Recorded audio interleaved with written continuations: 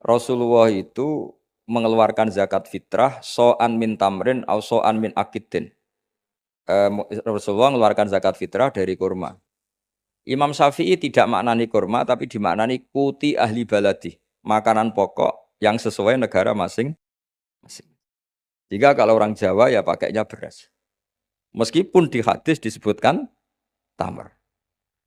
Sama seperti Nabi ngendikan gini, tasodaku walau bisik tamrotin, sedekahlah meskipun dengan separuh kurma. Kira-kira orang miskin Indonesia kamu kasih separuh kurma itu dianggap ngenyak apa enggak? Ya maksudnya separuh kurma itu kalau kita ya mungkin setengah kilo atau telur setengah kilo. Atau kata separuh secuil itu maknanya kit ahyasiro. Saking sedikitnya diistilahkan secuil, tapi bukan berarti cuilan betul. Nah kalau ingin persis hadis tadi ya satu kurma kamu cuil terus kamu kasihkan. Kira-kira loh, kira-kira dianggap ngenyak apa dianggap sedekah? Kajian An-Naul Khomsun fi Mantukihi wa Mafhumi. Itu ikut halaman 287. Jadi di antara aturan memahami Quran itu memahami apa yang disebut mafhum, apa yang disebut mantuk. Kira-kira kalau terjemahan Indonesia itu ada yang eksplisit, redaksi itu ada yang apa? Implisit. Kalau yang eksplisit itu mengganti kata mantuk. Memang dilafatkan seperti itu. Yang mafhum itu bisa diartikan kayak semacam apa? Kesimpulan tapi enggak mesti jadi pegangan. Makanya ini harus hati-hati kalau di bab mafhum. Misalnya gini contoh yang dipakai ulama, saya baca ya. Wal mafhum madalla alaihi lafdzu la fi mahallin nutqi. Yang dikatakan mafhum itu kesimpulan yang tidak didapatkan dari tag letter luck. Ya, tidak didapatkan dari tag letter luck. Misalnya begini. Ini diberi contoh misalnya innalladzina ya'kuluna amwalal yatama zulman innama ya'kuluna fi butunihim. Orang yang memakan hartanya anak yatim secara zalim, maka sama juga makan api neraka. Sekarang terus Anda berdalih, wong saya ndak makan Gus mau gasap tok. Saya nyuri. Berarti kalau nyuri sepeda motornya cah yatim enggak apa-apa kan enggak dimakan. Nah itu sarap itu. Maka cara maknanya gini, orang yang memakan harta anak yatim dalam kurung baca merusak, baca merugikan. Sehingga kata yakulu na'am walal yatama adalah ibaratun an aqallil ifsad. Makan tuh kan sebanyak-banyaknya kan satu piring dua piring itu saja haram, apalagi mengambil mobilnya, mengambil tanahnya. Sehingga kata yakuluna diganti kata yufsiduna yang merusak. Jadi itu namanya mafhum. Jadi mafhum itu, nah kadang mafhum itu aulawi itu lafadz yang disebut dengan mafhumnya itu maknanya ekstrim mafhumnya. Misalnya ada ayat fala taqul lahuma uffin, maka jangan pernah berkata pada orang tua kamu hus atau uf. Kamu nggak bisa bilang gini. Yang diharamkan itu mengatakan hus. Kalau misoh kayaknya enggak gitu. Nggak bisa seperti itu. Kalau kata hus, kecewa lah. Karena ufin itu dalam bahasa Arab atadodjar. Saya merasa tidak nyaman dengan orang tua itu. Orang Arab bilang ufin. Atau us gitu. Gitu. Pokoknya tidak enak. Kalau itu saja nggak boleh, maka bilang kakek aneh, jancuk lebih tidak boleh. Nah, kalau itu tidak boleh karena menyakitkan, ya, misalnya orang tua itu nggak boleh karena menyakitkan. Membiarkan orang tua sampai utang-utang tonggo, sampai pinjem-pinjem itu juga menyakitkan. Jadi kalau menyakitkan misoh itu karena kata-kata, menyakitkan ekonomi itu secara kejiwaan. Sehingga terus ulama mengatakan semua bentuk yang menerantarkan orang tua, maka hukumnya haram. Itu semuanya mafhum, difahami dari kata fala taqul lahuma uffin. Begitu seterusnya. Dan itu oleh ulama dibabkan bab mafhum dan mantuk. Ya saya baca ya beberapa teks aslinya.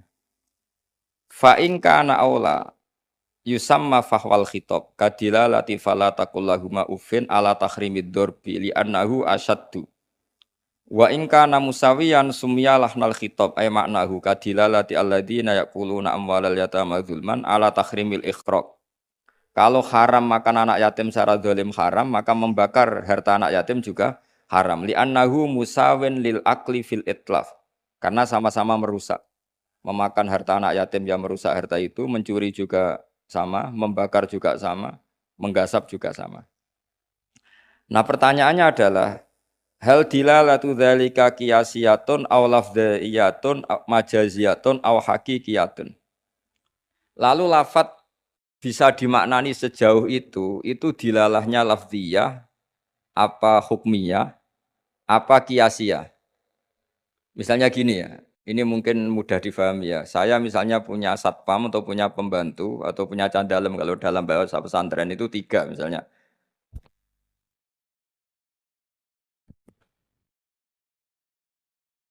Ya saya misalnya punya pembantu ya atau dalam bahasa santri itu candalem itu ada 3. Zaid, Bakar, Umar. Ketika ada tamu, Pak On datang, beliau datang, saya bilang, Bakar silahkan sini. Umar itu dengar, tapi wong yang dipanggil tidak saya kok, yang dipanggil Bakar. Ali ya dengar, tapi katanya yang dipanggil bukan saya. Tentu saya manggil Bakar itu karena spontan saya ingatnya itu Bakar, sehingga manggil Bakar. Tapi hakikat Bakar adalah pengganti kata Candalem. Sehingga kalau yang datang Umar ya saya nggak masalah, yang datang Ali ya nggak masalah. Karena butuh saya ada orang yang melayani. Sehingga lafadz yang disebut pun tidak jaminan hadzal lafdzu ini. Ini memang agak jelimet, tapi mau tidak mau kita harus pelajari. Sehingga dalam kitab-kitab ulumul Quran diterangkan wiridan-wiridan atau perintah yang diberikan Nabi kepada sahabat meskipun disebut namanya, tetap itu untuk umum. Jadi misalnya Nabi berkata sama Mu'ad, karena kebetulan Mu'ad yang di depannya misalnya, ya Mu'ad inni uhibbuka fakul dubura kulli sholatin Allahumma inni ala dzikrika wa syukrika wa husni ibadati. Kita tahu semua hadis menyebut ya Mu'ad, wahai Mu'ad. Kata Mu'ad ini mewakili semua umatnya Nabi harus terdidik kayak Mu'ad. Meskipun yang disebut Nabi Mu'ad. Nah ketika kita baca wiridan itu, karena kita mengkiaskan diri sama Mu'ad, menganalogikan diri dengan Mu'ad, sama-sama santrinya Kanjeng Nabi. Atau cara berpikir, Nabi itu ingin mendidik semua umatnya. Berhubung yang di depan Mu'ad, maka Nabi menyebut Mu'ad. Tapi bukan hakikatnya itu khusus untuk Mu'ad. Itu namanya mafhum. Jadi mafhum itu satu makna yang difahami meskipun itu tidak dilafatkan, tidak diucapkan. Ya begitu seterusnya. Ya saya teruskan supaya nanti makna Quran itu lebih. Ada ayat lagi, inja akum fasikum binaba'in fatabayyanu. Terus fadhkurwaha intal mas'aril haram. Di sini ada kata lagi fajliduhum thamaninal jaldah.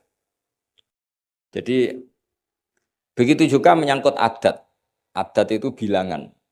Ketika Al-Qur'an menyebut satu bilangan, itu apakah mubalaghah? Mubalaghah itu butuh itu diekstrimkan atau punya makna sesuai bilangan itu. Misalnya begini. Sampean kalau mangkal sama seseorang itu kalau dalam bahasa Jawa itu meskipun kamu minta maaf saya 1000 kali tidak akan saya maafkan. Ternyata orang itu dablek sekali, ya sudah nanti saya minta maaf 1001 kali. Tak susui 1. Itu kamu mangkel enggak? Mesti kamu mangkel. Karena kamu menyebut 1000 kali itu saking mangkelnya bahwa saya maafkan kamu itu mukhal. Meskipun Anda minta maaf 1000 kali. Tapi orang ini tetap dablek, ya sudah saya tambah 1001. Itu tidak bisa seperti itu karena adat bilangan disebut Quran dalam konteks balaghah itu hanya lil mubalaghah, mengekstrimkan satu kasus atau satu peristiwa. Itu di semua bahasa dunia kalau kamu mangkal sama istri atau mangkal sama teman atau mangkal sama tetangga, mbok rene nganti bungkuk nganti sujud misalnya, tidak akan saya maafkan. Terus kamu bilang gini ya, saya akan sowan kamu sambil melata, sambil merangkak. Itu tetap saja. Jadi ini namanya mafhum. Mafhum itu kalimat yang enggak disebut tapi maknanya pasti seperti itu. Jadi maknanya hanya gini tok. Mbok kamu minta maaf saya 1000 kali tidak akan saya maafkan. Maknanya hanya satu.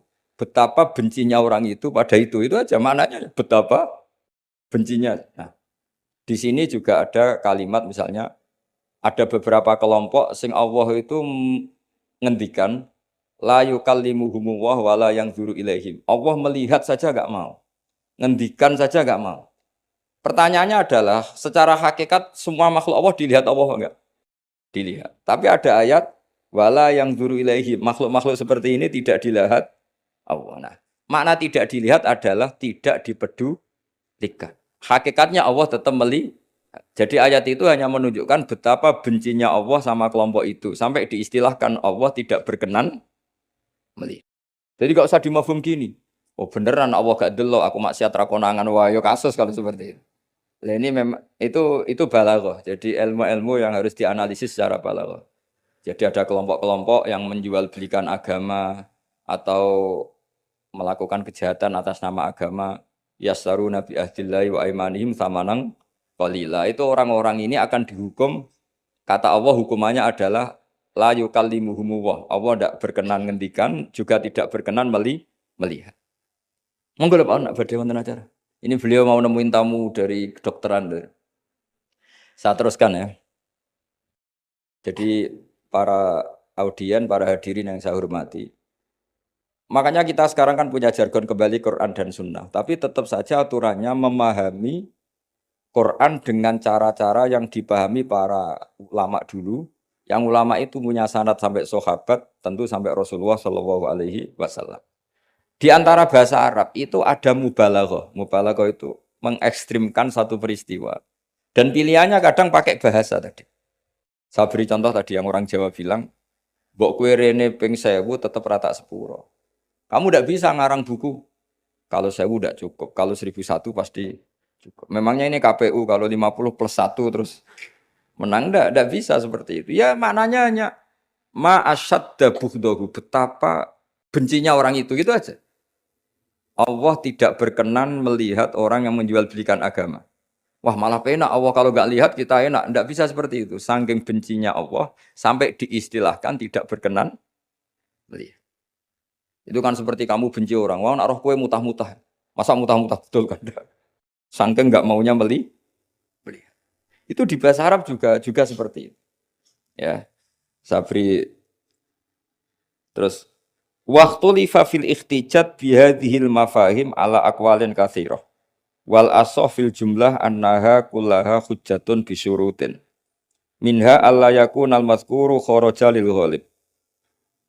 Kemudian mafhum itu apakah bisa jadi argumentasi hukum? Jawabannya iya. Asal lafadz yang disebut yang eksplisit tadi disebut bukan karena ghalib. Ghalib itu gampangnya ngomong lah. Ghalib itu umum. Misalnya begini, saya beri contoh yang ekstrim. Jong nak ono wong melarat sini hormati. Misalnya saya seorang kiai atau seorang dosen, kalau ada tamu miskin hormati. Setelah itu ternyata tamunya orang kaya, terus pembantu saya seenaknya tidak hormati. Alasannya yang harus dihormati itu yang miskin, kalau yang kaya tidak perlu. Ini tentu pembantu yang buruk. Karena mengatakan jika yang miskin hormati itu sebenarnya maknanya itu prioritas, bukan catatan hukum. Jadi kalimat disebut itu kan kadang catatan hukum, kadang prioritas. Kalau tadi ya maknanya hanya jika orang miskin prioritaskan, bukan berarti yang kaya tidak perlu dihormati. Lah itu banyak di Quran, di hadis, lafadz yang sebetulnya disebut itu prioritas, tapi oleh orang yang enggak ahli bahasa dianggap catatan apa? Hukum. Maka itu menjadi gaduh, secara hukum menjadi gaduh. Saya beri contoh yang ada di Quran. Kalian tuh haram menikahi anak tiri itu anaknya istri, yang serumah dengan kamu. Yang serumah dengan kamu itu bukan catatan hukum. Ya jadi begini ya, misalnya saya beri porsi hukum fikih ya. Yang diharamkan dalam Islam itu kan 3. 1 karena nasab, 2 karena rodok penyusu, 3 karena musaharah. Musaharah itu besan. Kalau yang karena nasab kita tahu 7 ya, kalau dalam bahasa Arab 7, kalau dalam bahasa Jawa itu tinggal 4. Ya 7 itu apa saja coba yang hafal Quran tuh. Hurrimat alaikum ummahatukum wa banatukum wa akhwatukum wa ammatukum wa kholatukum wa banatul akhi wa banatul ukhti. Itu kalau dalam bahasa Arab muharramatun nikah itu ada 7. Tapi orang Jawa bilang hanya 4. Sebenarnya memang 4. Karena orang Arab itu kan ngitungnya ibu, putri, saudara putri, bulik dari bapak, bulik dari ibu, keponakan dari saudara lelaki, keponakan dari saudara perempuan. Kalau orang Jawa kan ngitungnya bulik ya satu, ya kan saudaranya bapak atau ibu kita bilang bulik. Kalau orang Arab enggak, kalau saudaranya bapak ammah ya, saudaranya bapak itu ammah. Kalau saudaranya ibu kholah, maka dihitung 2 wa ammatukum wa kholatukum. Kalau anaknya saudara orang Jawa bilang keponakan, kalau orang Arab dihitung wa banatul akhi wa banatul ukhti. Sehingga 4 ini di Jawa diringkas jadi berapa? 2, yaitu haram menikahi bulik dan haram menikahi keponakan. Jelas ya? Kemudian yang kedua haram karena rodok. Jika kamu nyusu sama Sri misalnya, otomatis anaknya Sri saudara rodok dan ibu yang kamu susui otomatis ibu rodok, suaminya Sri bapak rodok. Itu karena rodok. Terus ketiga karena musoharoh. Ya ini didengerin supaya jadi ahli hukum. Jadi masa Universitas Islam Indonesia tidak tahu muharramatun nikah. Kamu jangan ikut bahasa-bahasanya artis-artis gaul di Jakarta. Di Jakarta itu kalau orang sudah nikah malah namanya muhrim. Itu sebenarnya salah bahasa. Justru yang bisa dinikah itu harus ajnabiyah orang lain. Kalau mahram malah nggak boleh dinikah. Karena maknanya mahram itu orang yang haram dinikah. Jadi justru istri itu bahasa fikihnya ajnabiyah orang lain. Buktinya boleh dinikah. Kalau mahram itu orang yang haram dinikah. Tapi ya sudah ada bahasa gaul gitu ya ikut saja. Ibu goblok tapi tidak usah ikut goblok. Karena itu memang salah, bahasa itu salah sebetulnya. Makanya istri itu repot, di fikih itu repot. Fikih itu kalau bahasakan istri itu ajnabiyah orang lain. Kalau anak itu anak, kalau istri itu tetap bahasanya ajnabiyah orang lain. Sehingga sekali dicerai ya benar-benar menjadi orang lain. Kalau kita mati ya benar-benar menjadi orang lain. Buktinya boleh dinikah orang lain. Jika kalau dalam pepatah Jawa ini ajarannya bapak saya, kamu tidak harus ikut. Kalau ajaran bapak saya, nak bojo be anak tukaran, kowe kudu bela anak. Mergo ora ono mantan anak, tapi iso ono mantan istri. Sehingga tradisi keluarga saya itu pokoknya anak itu nomor 1, baru istri. Tidak tahu kalau tradisi sampean istri dulu baru anak. Itu. Karena tadi cara berpikir anak itu selalu anak. Ya anak itu selalu anak. Tapi kalau istri tidak mesti. Apalagi istri sampean cantik terus sampean mati gitu itu sudah. Ya sudah selesai. Mesti nikah orang lain gitu. Enggak tahu nanti kalau di surga ikut siapa enggak tahu ini. Mesti oportunis kalau kamu masuk neraka dia ikut yang masuk surga. Kalau masuk surga semua ikut yang kelas lebih tinggi. Saya teruskan ya. Terus haram ketiga itu karena musoharoh. Disebut wa akhwatukum wa ummahatukum lati ardunakum wa akhwatukum naruna. Terus wa ummahatu nisaikum apa? Wa ummahatu nisaikum. Ibu dari istri kamu. Apa kalau orang sini bilang? Mertua ya. Nah mertua dengan mantu itu hubungannya 2. Seorang lagi ya. Mertua sama mantu itu hubungannya 2. Ya seorang lagi. Misalnya kamu nikahi Sri. Berarti ibunya Sri sebagai apa? Mertua. Itu menjadi mertua itu bimujarrodil akdi. Sekedar akad kamu bilang qabil tu nikahaha wa taswija bil mahrin madkur. Itu langsung jadi mertua. Ya langsung jadi. Tapi kalau hubungan ibu dengan anak. Misalnya kamu nikahi janda punya anak cantik. Sudah perawan. Terus setelah kamu nikah dengan janda ini. Akad. Itu belum menjadi anak tiri. Menjadi anak tiri betul itu setelah kamu hubungan suami istri dengan ibunya. Saya ulang lagi ya. Jadi kalau menjadi mertua itu cukup akad. Tapi anak tiri menjadi anak tiri kamu yang haram dinikah. itu nunggu hubungan suami istri sama ibunya. Sebab itu agak rumit Bang di fikih. Kenapa demikian? Karena ya memang aturannya gitu. Makanya disebut waroba ibu kumulati fi hujurikum min nisa ikumulati dakhaltum bihin fa illam takunu dakhaltum bihinna fala junaha alaik. Jadi kalau hubungan batunya ya hubungan menantu sama siapa? Mertua itu hanya dimulai akad. Jadi setelah akad sampean salaman apa ini sudah menjadi mahram dan selamanya haram dinikah karena sudah menjadi apa? Mertua kamu. Tapi kalau orang yang kamu nikah itu punya anak putri itu menjadi anak tiri yang benar-benar berstatus anak tiri setelah hubungan sama istri. Ya ini jelas ya. Makanya disebut seperti itu. Tapi di situ ada catatan waroba ibu kumulati fi hujurikum. Anak tiri yang serumah. Yaitu semua ulama ngendikan kata fi hujurikum yang serumah itu diabaikan. Jadi tidak bisa misalnya gini. Kamu nikahi Sri di Jogja, punya anak tiri di Jakarta, berarti halal karena tidak serumah. Wah itu sesat dan menyesatkan. Ya. Karena ada aturannya, fi hujurikum itu kalimat yang disebut Allah itu normatif. Normatif artinya umumnya anak tiri itu serumah, tapi bukan sebagai catatan hukum.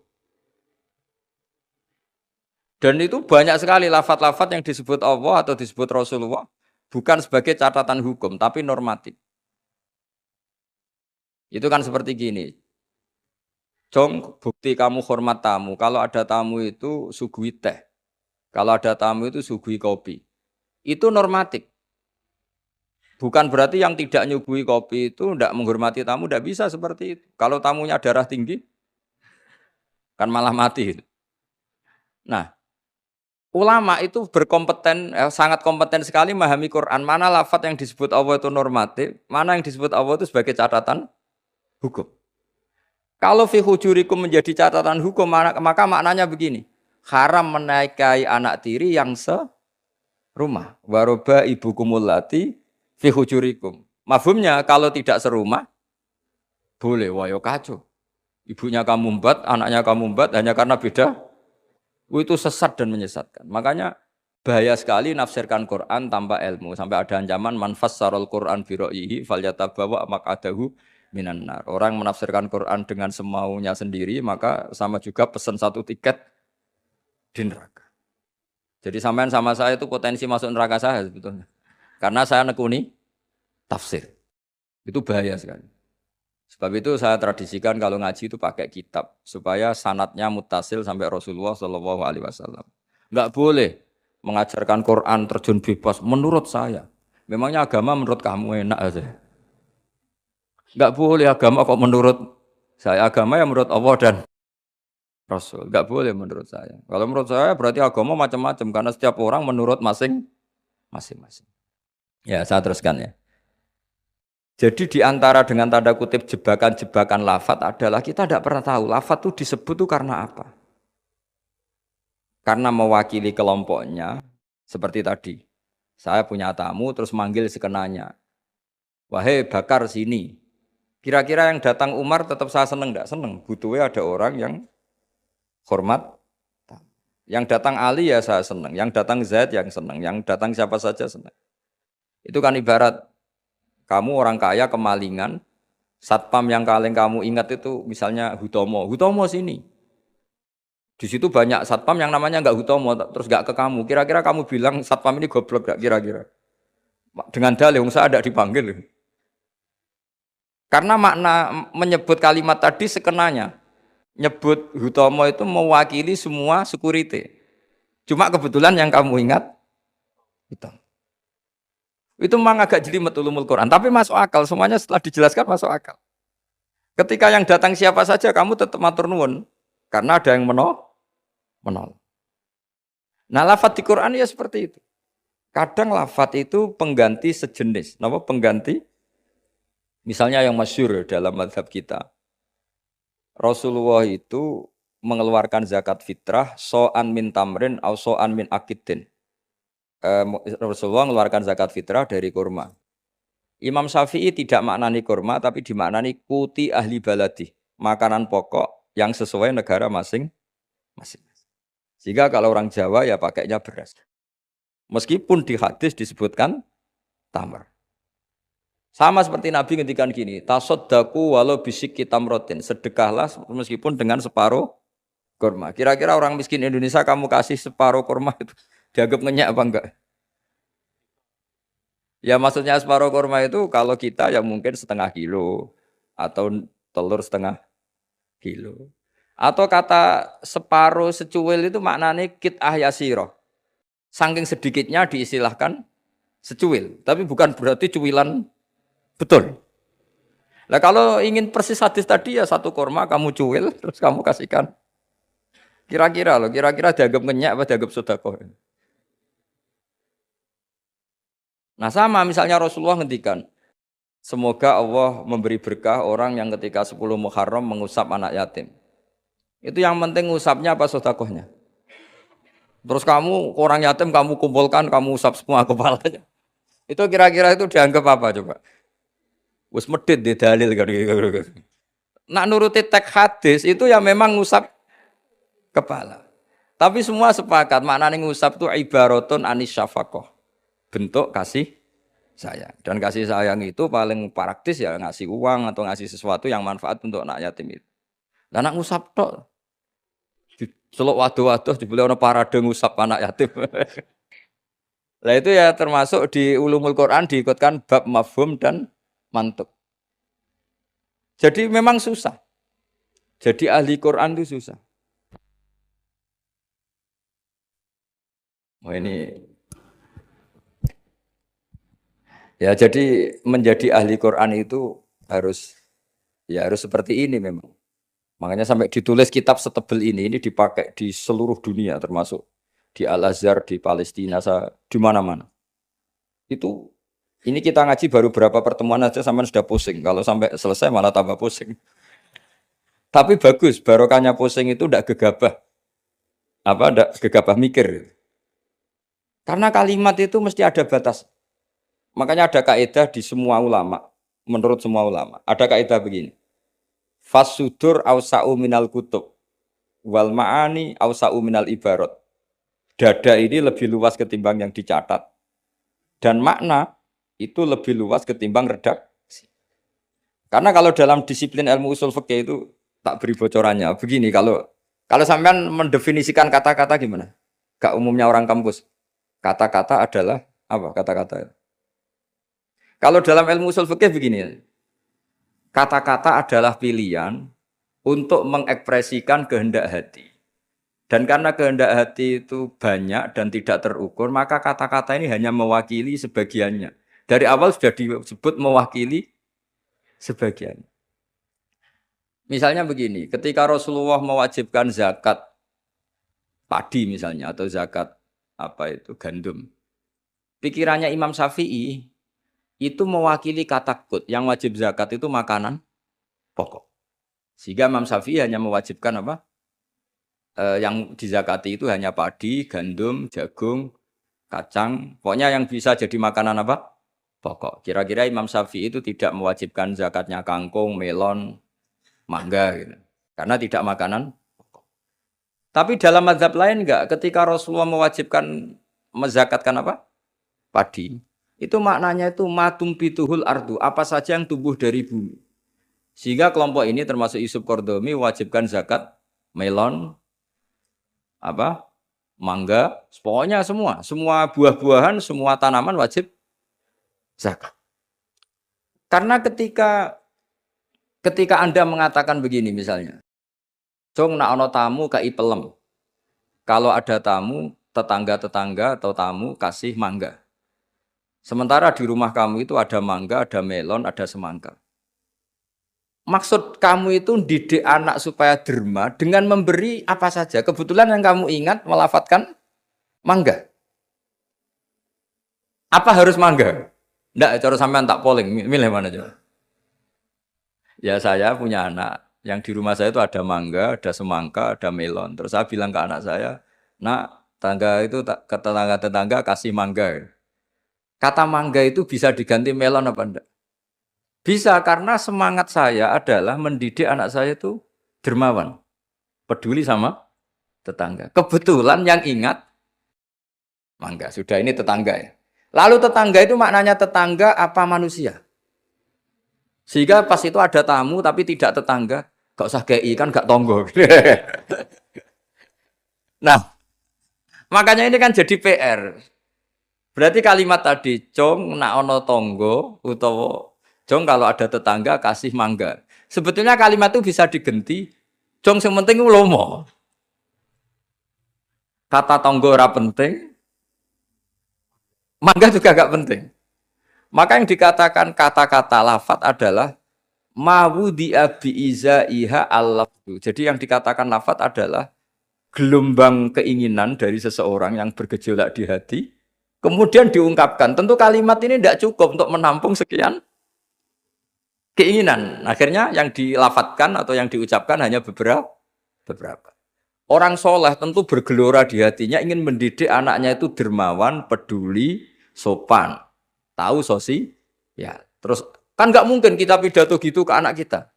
Akhirnya yang ngomong, cok nak ana tonggo kei mangga, nak ana tonggo kei duit, nak ana tonggo kei beras. Bareng mboke kelaparan, gak dikei apa-apa. Ini kan gak tetangga. Oh ya sarap kan. Mestinya cara sono tamu ya dibaro. Ini kan ndak tetangga, gak masuk definisi tetangga. Maka memahami Quran itu susahnya di situ. Apakah lafadz itu disebut tag maksudnya kalau dalam bahasa kampus? Apakah tag disebut itu untuk catatan hukum? Apa untuk tadi mafhum tadi apa ibaratun an kada ibaratun ekspresi dari itu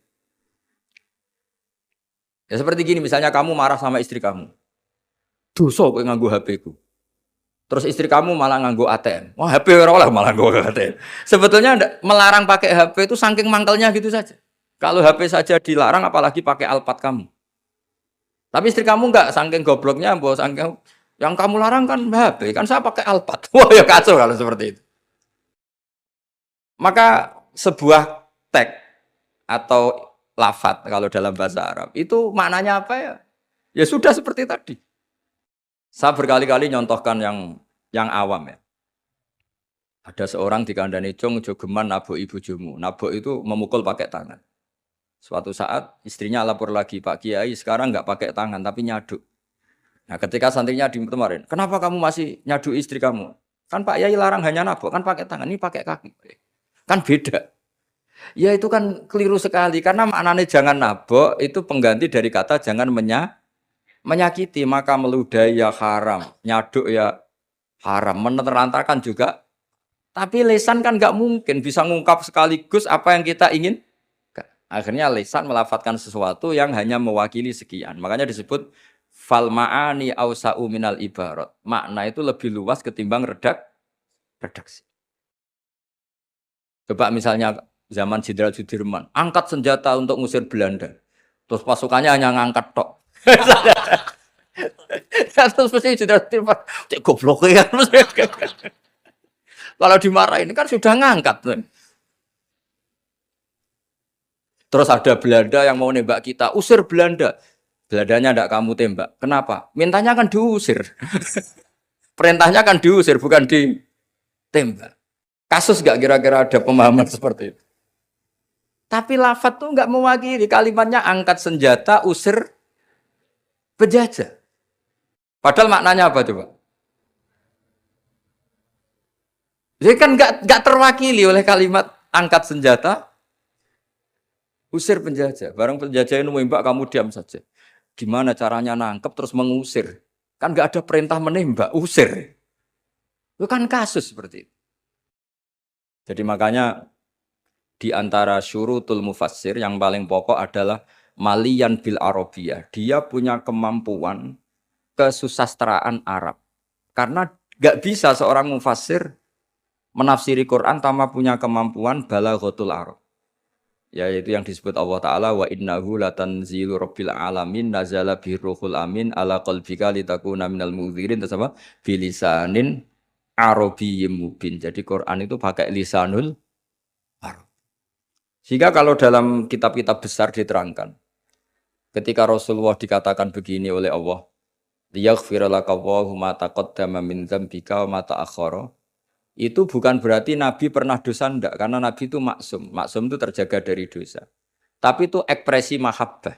Saya ulang lagi, itu ekspresi mahabbah. Misalnya saya senang sama seseorang. Mesti kalau ketemu saya, sudah kamu tidak usah khawatir sama saya. Kesalahan-kesalahan kamu sudah saya maafkan. Sebetulnya itu hanya ekspresi mahabbah. Saking mahabbahnya sampai andekan salah itu dimaafkan. Bukan berarti menvonis kalau yang diomongin itu salah. Jadi itu ranah-ranah yang memang kita harus hati-hati. Sama seperti begini, ini kata Qodiyat. Qodiyat itu pengarang kitab Asy-Syifa. Doa itu ekspresi mahabbah. Doa itu bukan kalimat hukum. Kalau kalimat hukum itu kan iya sama tidak.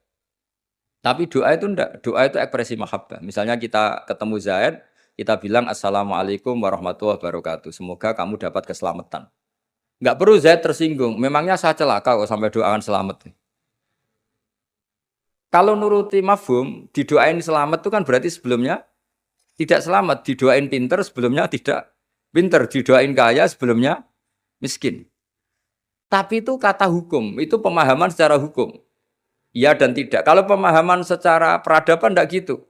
Orang mendoakan bukti senang. Ya sudah seperti itu. Ya semoga kamu sukses.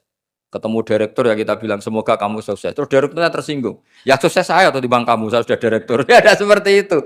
Mendoakan seperti itu bukti mahabbah, bukti sen. Nah, Allah karena saking senangnya kepada nabinya Allah ketika mukhotobah, ketika dialek dengan nabi memulainya dengan afawwahu angka. Allah telah memaafkan kamu. Itu bukan berarti sebelumnya nabi melakukan kesalahan. Ekspresi mahabbah akan mengatakan demikian. Jadi itu masalah-masalah yang tadi saya utarakan. Fal ma'ani awsa'u minal ibarat. Apa yang ada di hati, ma'ani itu sesuatu yang kita kehendaki. Ma'ani itu dari mufrad maknan, sesuatu yang dikehendaki itu bergejolak jauh lebih dahsyat ketimbang redaksi. Jadi misalnya pagi-pagi, nak tangi turu itu nang wudu, nang sarapan. Ya sudah itu ekspresi bentuk cinta orang tua kita ke kita bahwa bangun tidur itu ya wudu terus sarapan. Tapi lalu misalnya anak ini melakukan selain sarapan asal menyenangkan orang tua ya senang. Jangan monoton terus saya harus sarapan. Ini perintah orang tua. Tidak seperti itu. Nah sekarang faktanya itu banyak orang memahami Quran secara tekstualistik atau secara harfiah. Itu dalam ulumul Quran itu bahaya sekali. Karena itu tidak mewakili. Saya beri sekian contoh bahwa teks itu kadang tidak mewakili. Misalnya gini. Matsalul ladzina yunfikuna amwalahum fi sabilillah kamatsali habbatin ambatat sab'a sanabila fi kulli sumbulatin mi'atu habbah. Kan tidak semua padi itu punya sab'a sanabil, punya 7 tangkai. Ya, dan tidak semuanya satu tangkai berbiji 100. Itu bahasa Arab murni.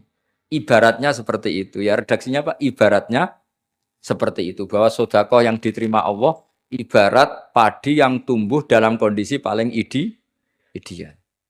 Dan orang Arab maupun orang Jawa atau orang mana saja biasanya mengekspresikan ideal itu pakai angka. Misalnya, wah itu sugih, dunya sak gunung. Itu maknanya kaya sekali. Padahal banyak orang punya gunung tidak kaya. Karena gunungnya tandus. Tapi orang itu akan sepakat, itu kaya sekali, punya harta 1 gunung.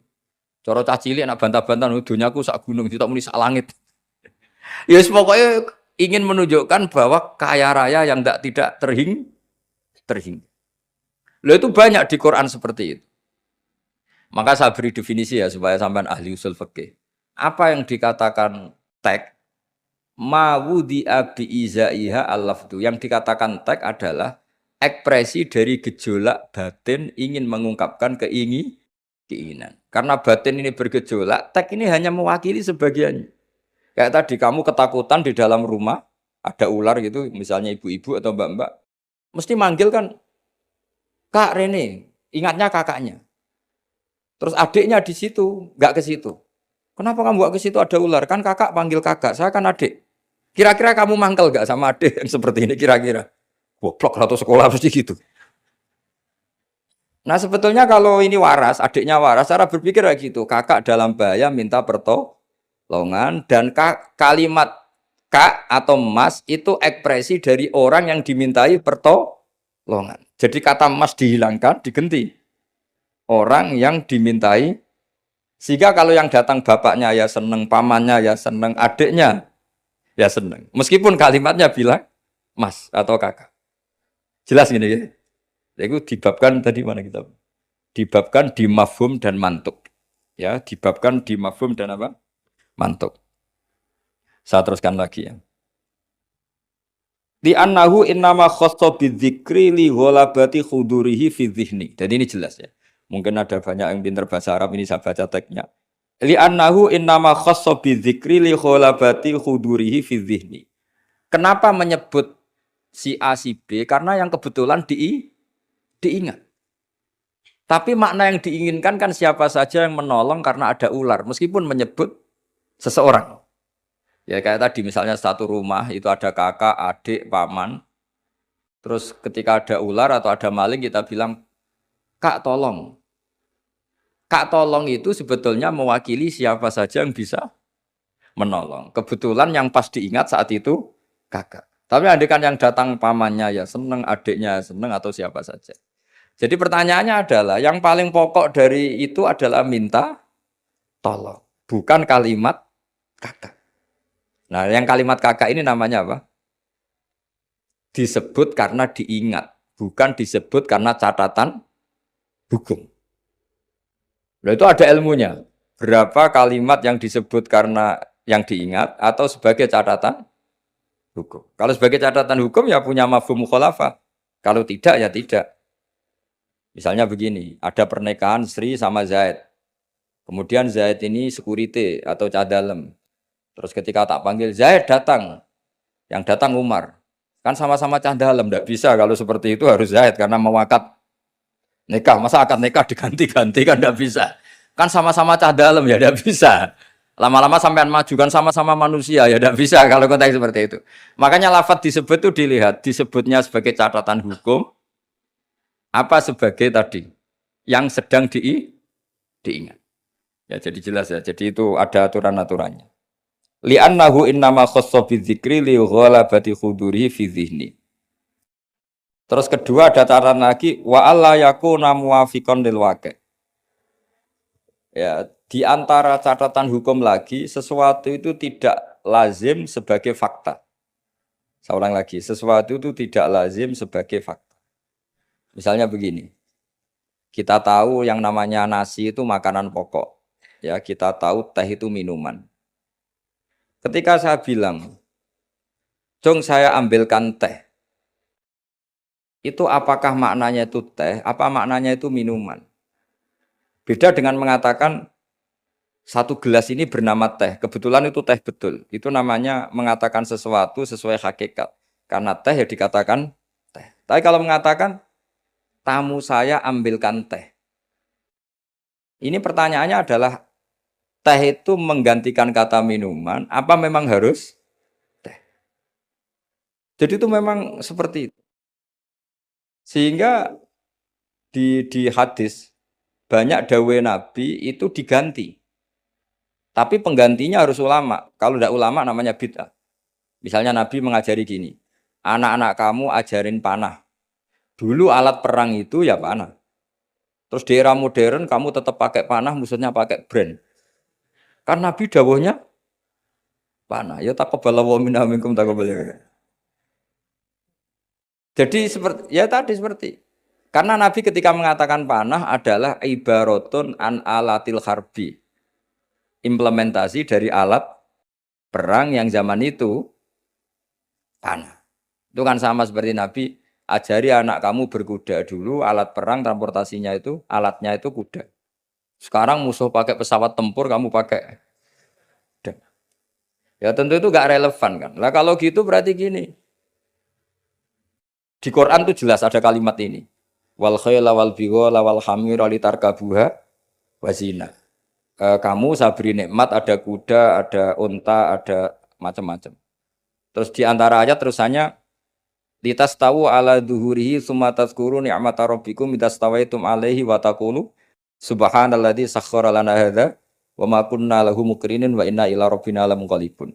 Saya bikin unta, saya bikin kuda, saya bikin khimar, saya bikin bighal supaya kalau kamu sudah tenang di atas punggungnya kamu berdoa subhanalladzi sakhkhara lana hadza. Terus kamu karena tekstualistik kalau naik Innova enggak baca doa itu, naik pesawat ini kan enggak kuda. Kira-kira dibilang saraf enggak kira-kira seperti itu. Terus kamu bilang, oh ayatnya tentang kuda ini Innova kok. Tapi cara memahami kita tidak seperti itu. Kata kuda di situ adalah alatul markab, alat berkendara. Kata unta di situ adalah alat berkendara. Maka semua transportasi atau alat transportasi kita kalau naik ya tetap berdoa subhanalladzi sakhkhara lana. Dan itu seterusnya ya. Jadi ngaji pertemuan ini ingat-ingat ya kaidahnya apa? Fal ma'ani awsa'u minal ibarat wasudur awsa'u minal kutub. Itu semua ulama pasti bilang seperti itu. Kalau sampean belum pernah bilang berarti belum ulama. Makanya ini dimulai sekarang. Untuk saja di ulama harus hafal kaidah apa? Fal ma'ani awsa'u minal ibarat wasudur awsa'u minal kutub. Itu nanti kalau sampean sudah pinter itu pinter betul nanti. Bukan pinter-pinteran tapi pinter betul. Karena memang seperti itu.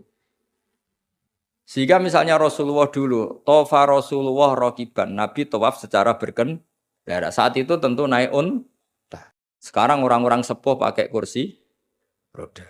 Jangan terus bilang gini, dulu Nabi naiknya unta, maka orang sepuh nggak boleh pakai kursi roda, harus pakai unta. Yo dia tabuki polisi Arab aneh-aneh sebenarnya. Jadi karena dulu Nabi sudah berumur dan beliau tidak suka memaksakan dan untuk menunjukkan kalau tawaf secara berkendara itu sah boleh, terus beliau naik unta sambil apa? Tawaf. Akhirnya kesimpulan hukumnya apa? Boleh berkendara saat tawaf. Sudah untanya dibuang. Maksudnya harus pakai untanya. Lama-lama nanti gini, nggak boleh tawaf sekarang. Dulu Nabi tawaf langsung tanah, ini sudah keramik gini, nggak boleh. Ya repot kalau kamu perdebatkan begitu terus ya repot. Lah ya karena tadi ketika Nabi naik unta itu semangatnya Nabi adalah mempermudah umatnya terutama bagi yang tua. Semangat yang ingin dimaklumatkan Nabi itu. Wahai umatku kalau kamu sudah tua jangan memaksakan jalan, berkendaralah.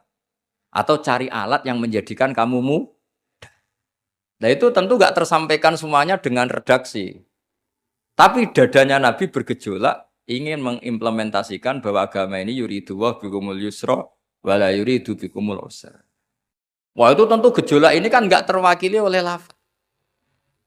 Seperti kamu bilang ke istri kamu, "Dek, saya cinta kamu karena kamu cantik." Itu bukti seneng saja.